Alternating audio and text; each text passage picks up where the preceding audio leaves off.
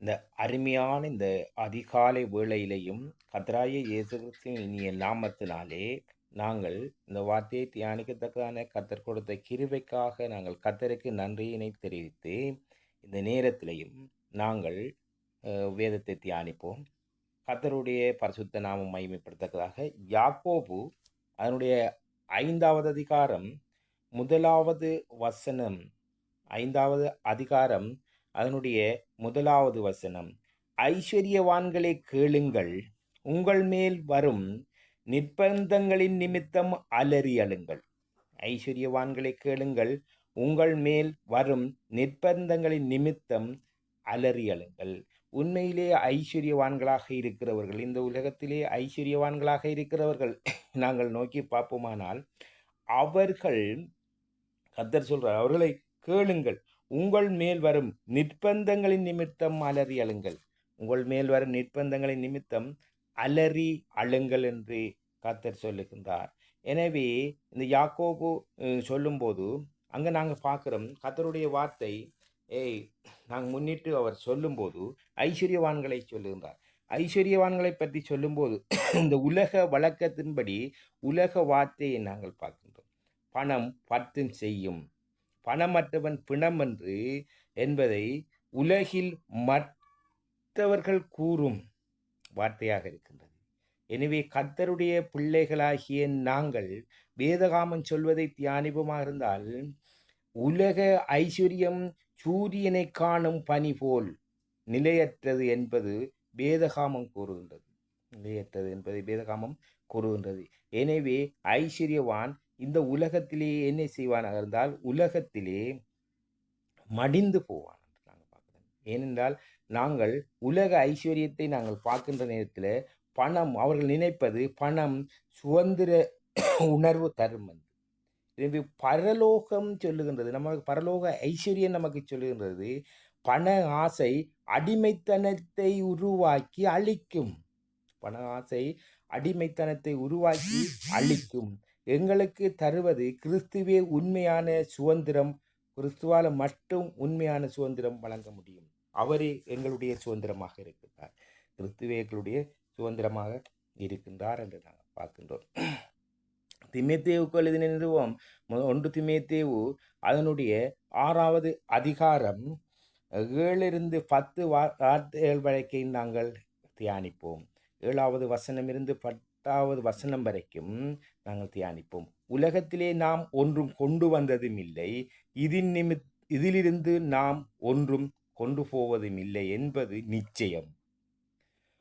உண்மையாகவே நாங்கள் உலகத்துக்கிலிருந்து நாங்கள் வரும்போது, உலகத்தில் நாங்கள் வரும்போது ஒன்றுமே கொண்டு வரவில்லை. யோபு சொல்வது போல, நான் நிர்வாணியாக வந்தேன், நிர்வாணியாக திரும்புவேன் என்று அவர் சொன்னார். நாங்கள் அதை போல் நாங்கள் பார்க்கின்றோம். உலகத்திலிருந்து நாங்கள் உலகத்தில் நாங்கள் ஒன்றுமே கொண்டு வந்ததில்லை, இதிலிருந்து நாம் ஒன்றும் கொண்டு போவதும் இல்லை. உண்ணவும் உடுக்கவும் நமக்கு உண்டாயிருந்தால் அதுவே போதுமென்று இருக்க கடவோம்.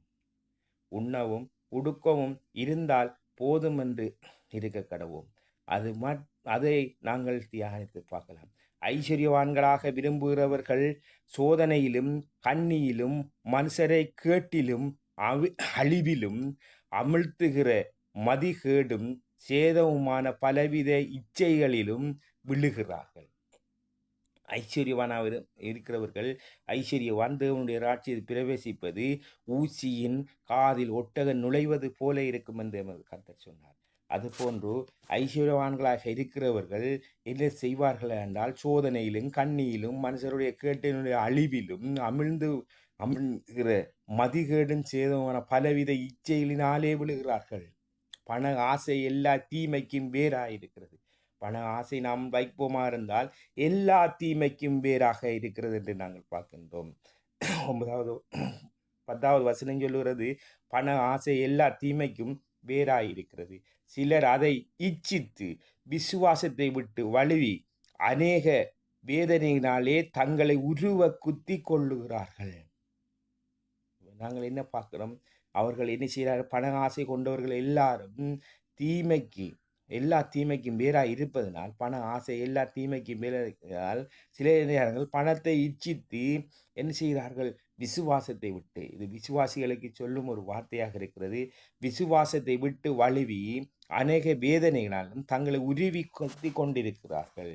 நாங்கள் கர்த்தருடைய பிள்ளைகளாகிய நாங்கள் என்ன செய்ய வேண்டும்? 11வது வசனத்தை நாங்கள் பார்ப்போம்.